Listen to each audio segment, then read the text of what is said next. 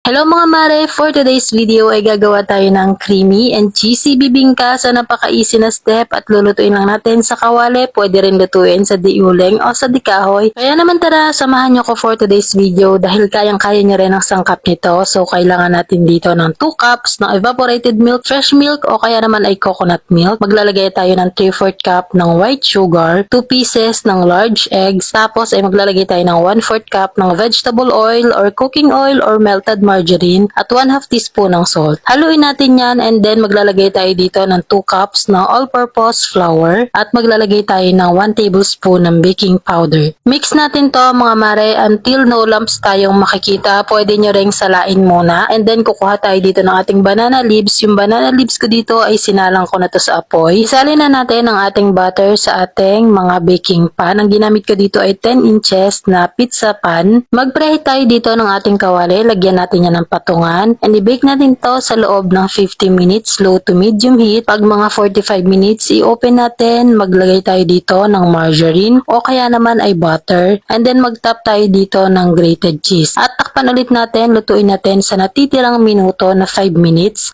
And after nga nun ay pwede na natin itong i-serve. So yung sangkap nito mga mare, ilalagay ko na lang sa description itong video.